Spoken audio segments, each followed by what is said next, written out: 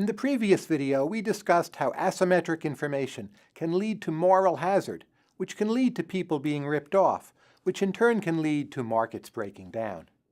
Now, there are two types of potential solutions to moral hazard problems. First, since the problem is asymmetric information, you can try to make information less asymmetric.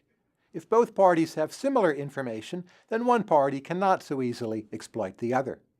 Second, if you can't get rid of the information asymmetry, you can try to reduce the incentive of the agent to exploit his or her informational advantage.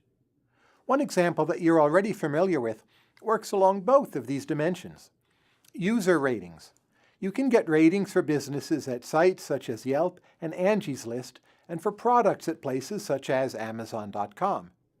Reviews give you more information about a product or service, and they help balance the information between buyer and seller, thereby mitigating issues of moral hazard.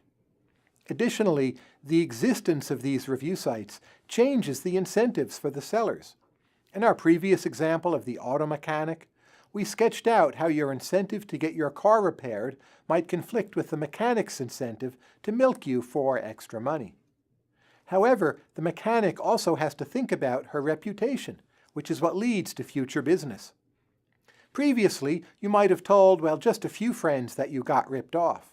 Now, today, you can write an online review and reach a much larger audience, maybe thousands of people. A mechanic's online reputation is important to her success and provides an incentive for her not to try to exploit her informational advantage. While review sites are great, the market is continually evolving, and some sellers try to fight back by faking or manipulating reviews or ratings. There's some obvious examples, like favorably reviewing your friend's book on Amazon if your friend reviews yours, but there are more subtle examples as well. For instance, some universities invite lots of applicants, knowing they will reject them, just hoping to boost their rating for exclusivity. Reviews are more trustworthy if they come from third parties who do not have incentives to bias the review one way or the other.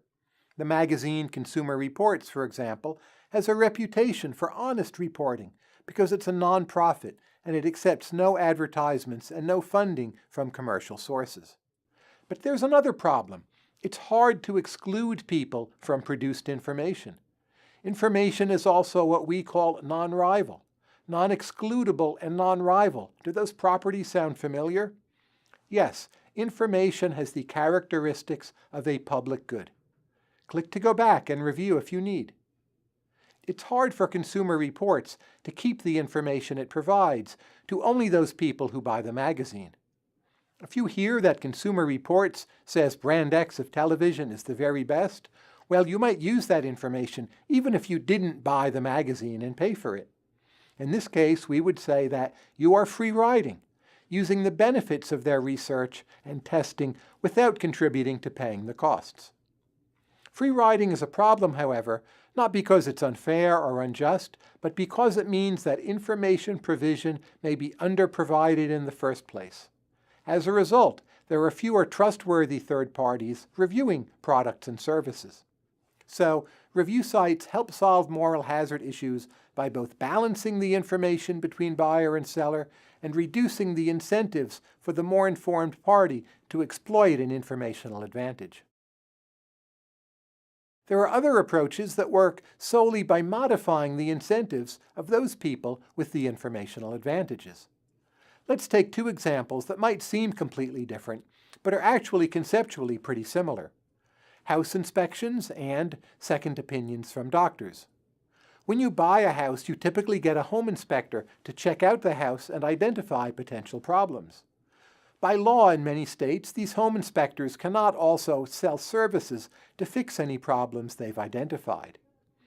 This changes their incentives. No longer do they have the incentive to overstate potential problem issues to inflate the bill.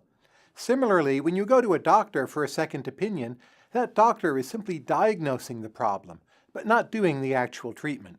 Just like with the home inspector, this eliminates the incentive to run up the bill. Both of these examples split the diagnosis of the issue from the actual work to address the problem. So while the information is still asymmetric, there is less of an incentive to exploit that asymmetry. By the time you're ready to fix the issue, this separate diagnosis by an expert allows you to have much more information, maybe know almost as much as the service provider in some ways. This video has covered the various solutions to moral hazard issues in situations of asymmetric information. In the next video, we'll take up a different kind of response to the asymmetric information problem, namely signaling. See you then. If you want to test yourself, click Practice Questions. Or if you're ready to move on, just click Next Video.